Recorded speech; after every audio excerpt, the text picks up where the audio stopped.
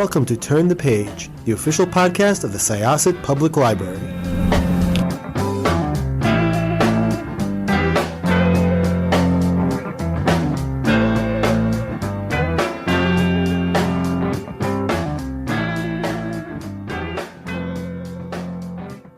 Welcome to Turn the Page podcast. This is Jessica, and our guest today is Stephanie Garber. And you are writing, what book is this in the Caraval series now? So it's actually, the Once Upon a Broken Heart is a brand new series. So Caraval has 3 books. It's Caraval, Legendary, and then Finale. And then I wrote a spin-off series that's set in the same universe.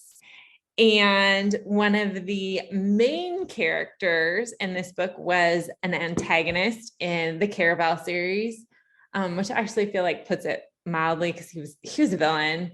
He's totally not nice, but I really loved writing him. And so I wrote Once Upon a Broken Heart, and it's a new protagonist. So the main character, she is new to this world. She has no idea about what happened in the world of Caraval. So if you haven't read those books, you can read Once Upon a Broken Heart, which is the first book in the series. And then the second book in the series is the Ballad of Never After. And which is the one that's coming out very, very soon. And yes. I guess that is, I have to backtrack a bit. So technically this is not in the Caraval series, but it is kind of listed like a Caraval book. So it's like adjacent. It's still playing in the same sandbox. So I'm assuming when you talk about the villain, you're talking about Jacks. Yes. So what is it? Okay. So what is it about him that you were like, okay, I want to bring him back into a new story? And how do you think, like, the last book was him, and the new protagonist is Evangeline, and that was just sort of like a really unlikely, twisted relationship between the two of them. How did she sort of pop into this world? And you said you really loved writing him. What was it about him that you're just like, you know what, I cannot let this guy go? Ooh, that's a good question. So when I first started writing Once Upon a Broken Heart, I was under contract for a totally different series. I'd agreed to write a new YA series. I had talked with my editor. I was writing. I had already started writing it. I was like 15,000, 20,000 words, which for me is a lot because I spent a lot of time on the opening. But in the back of my head, when I'd finished the Caraval series, I knew that I wanted to write a book about Jacks because he was one of my favorite characters to write. I love characters that are highly motivated, that have a goal, and that they're willing to do anything to get to the goal. I think a lot of us do that, like highly motivated character who has one weakness. It's like they'll do anything, any horrible, horrible thing, but then they have this one Achilles heel. And I think for me with Jacks is I love the idea that, his kisses are deadly. He has no problem killing people. He has no problem hurting people. But at the end of the day, like, he wants his one true love. I don't even know if he's capable of love, but still, this is the thing he wants. And I feel like we so often have females who are searching for that. And obviously searching for that, because I believe a lot of our male characters are too, but we just don't state it outright. And so I kind of love playing with that. But for a long time, I didn't have an idea of how I wanted to do it until, one day I was thinking about heartbreak, which I do a lot. And I've always just I love anything that's like a deal with the devil. Like, it's one of my favorite tropes. I love deal with the devil type books. And I, suddenly was able to pair the idea of what if a girl she's brokenhearted because she is in love with someone. Like, it is that first love that's so strong and so powerful. And it also, makes us a little unaware that she's convinced he's going to save. I'm not spoiling much. This is all in the first chapter of Broken Heart. He's going to say, the love of her life is going to marry another. And she's so convinced that he loves her. She believes he has to be cursed. Like clearly there's no other reason he would marry another. So she is Yeah, desperate to save because him. she is sort of like this hopeless romantic. And when most of us, I'm sure there are some jaded people who are just like, yeah, this is just my first love, whatever. But I'm sure that those people are very few and far between, because you are sort of sold this fairy tale world. I mean, I can tell also from your bio and just in general that you're a Disney person, right? I am. Right. So, when you look at just these happily ever afters with Disney, like, you meet somebody and you're just like, oh yeah, this is my true love, until Frozen came around and everyone's dunking on Anna for like, oh, I'm going to marry somebody I just met. But, this is really what we all grew up with. So like, of course, like you feel that first like love, you're just like, well, of course they're meant to be with me, Yes. how could he be marrying another? Clearly he's under a curse, because this is my true love. This is my love story. And, I have to go and live out this fairy tale. Yes, exactly. I mean, and that's what she's believed. She's believed first love, true love, forever love are all the same. And so the only logical choice for her is to go make a deal with an immortal. And she picks the Prince of Hearts because, she believes, poor girl, that he's going to be sympathetic. He's searching for his true love. So of course he can help her. He has power. He'll be sympathetic. And so, suddenly I just had the idea for this deal and all the ways that it could go horribly awry. And that's how it started. Cause I thought, oh my gosh, what a better pairing, a girl who is a hopeless romantic with a character who actually isn't really capable of feeling love. So talk a little bit about the immortals in this particular world and how it's just sort of like expanding the sandbox that you started with the Caraval series. This is less a game, where those were really more about the game, and this is just fleshing out this beautiful mythological world.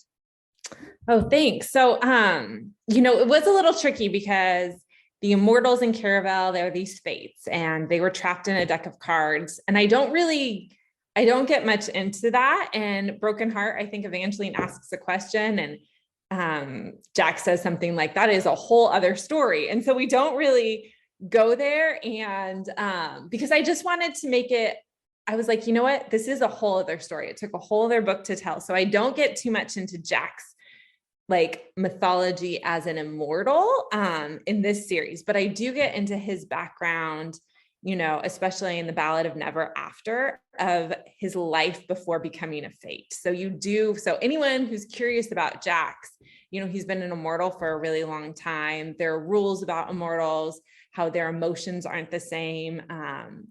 Like mortality is tied to a lack of love and they don't feel the same as humans, but they feel a lot. So whenever they feel things, whenever they are in lust, whenever they want something, they want it much more than humans. And the things they're willing to do are more extreme and they don't necessarily see anything wrong with it. And I say they because Jax isn't the only immortal that we see in the Broken Heart series. There are a couple more that come into play in Broken Heart and then again in the Ballad of Never After. And they are all, equally driven.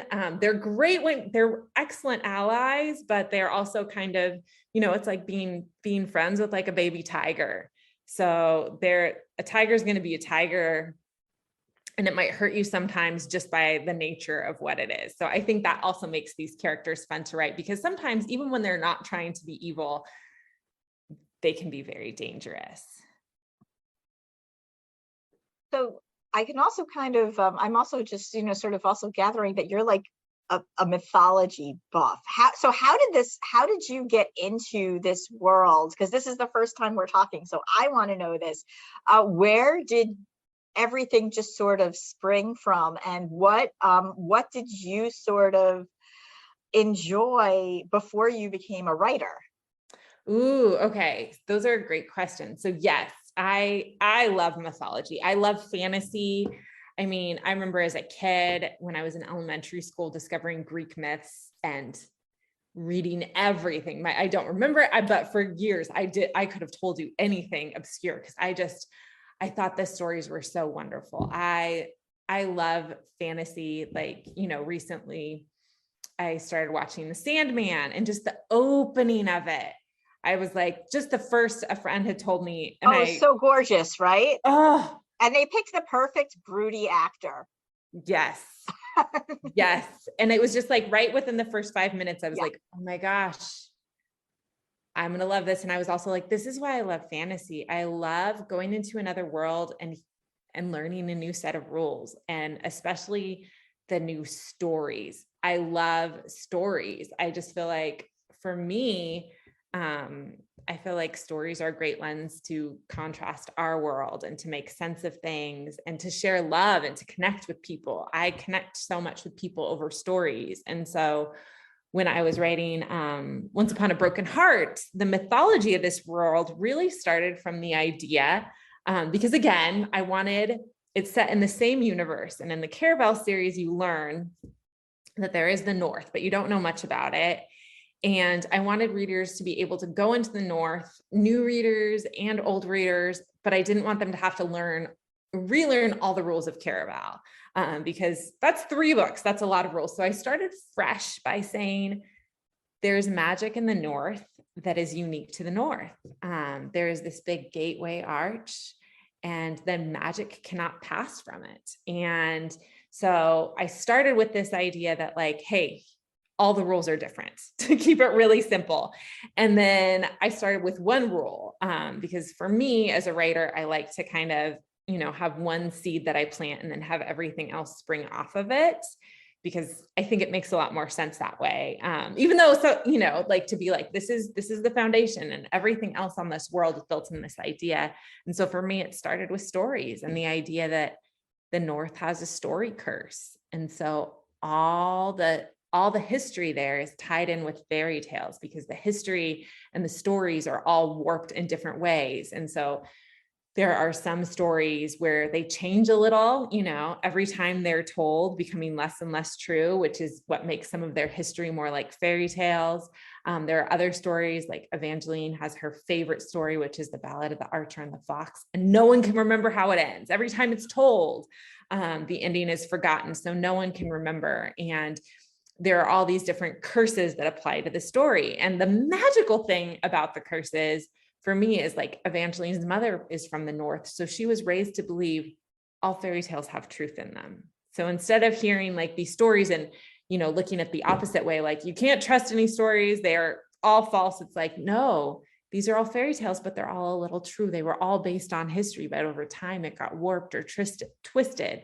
But there's always truth to this story. So she really literally grew up believing in fairy tales, and the fairy tales turn out to be true, but you just don't know which parts are. So that was where I really started. All the magic of the North came from that one idea, this one story curse.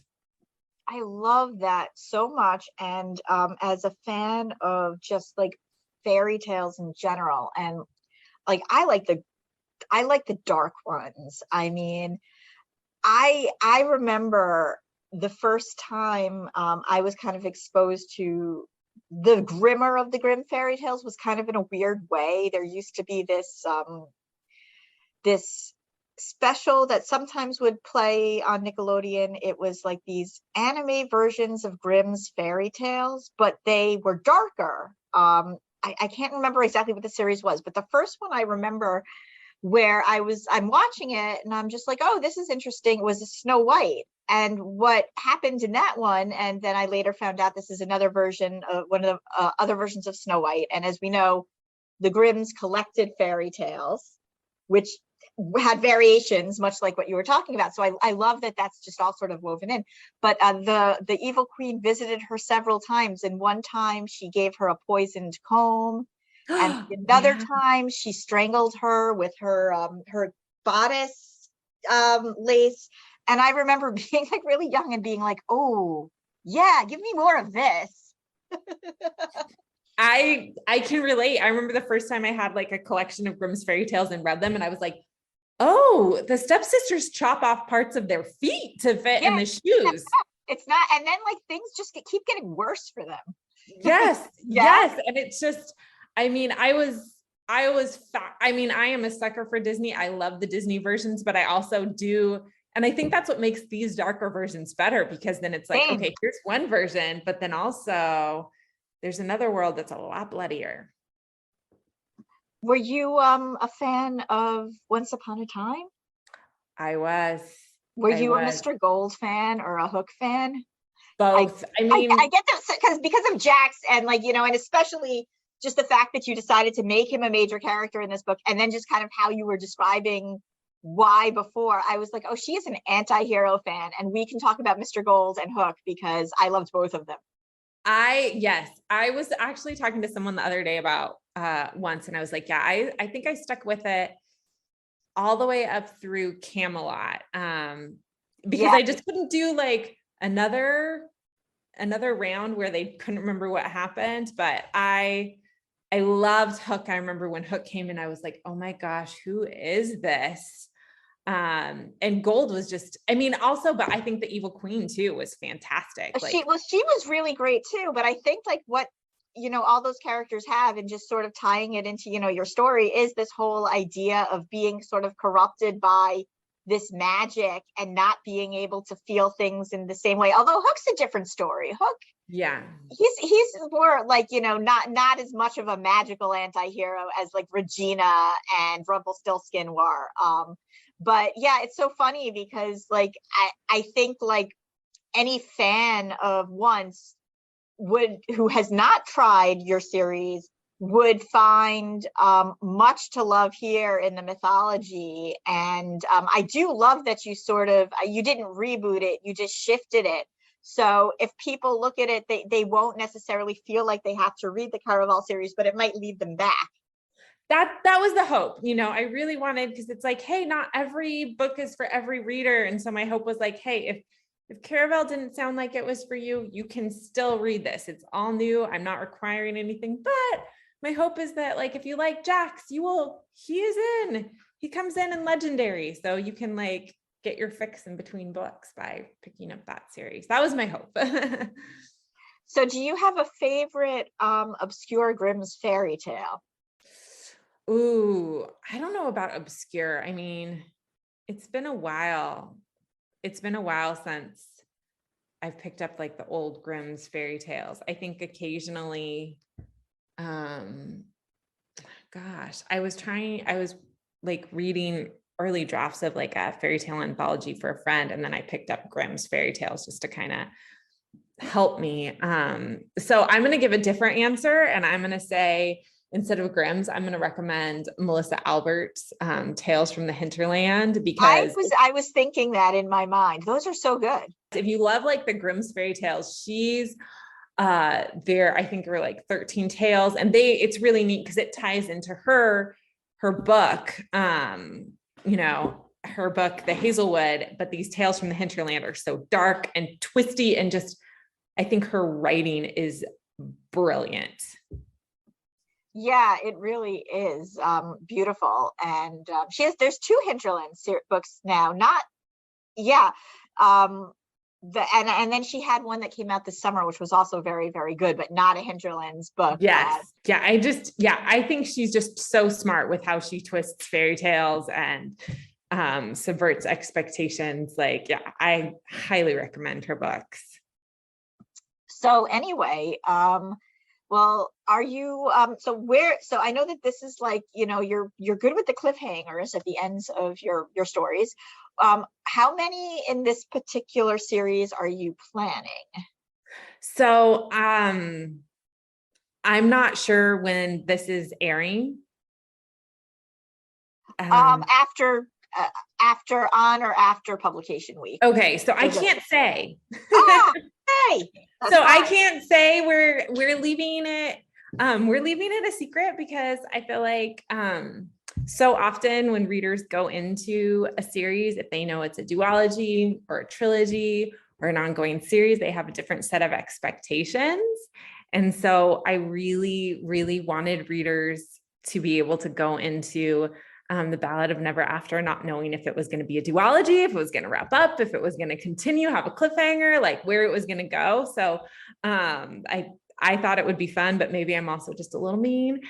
So we're keeping it a secret for a little while. So I think sometime after publication, I don't know exactly when, we'll be announcing what my next project will be. And that's when readers will find out if the series will continue or not. Well, you are definitely teasing us here, but thank you for your time. This was super fun. Thank you for having me. And we hope to have you back at some point. Yes, I would love that. And thank you. Yeah, thank you again for making the time to chat. It was a lot of fun. It was. So once again, this is Jessica with Syosset Libraries Turn the Page podcast. Our guest today was Stephanie Garber. And we are going to close this chapter of Turn the Page. It's time to close this chapter of Turn the Page. Join us for the next episode.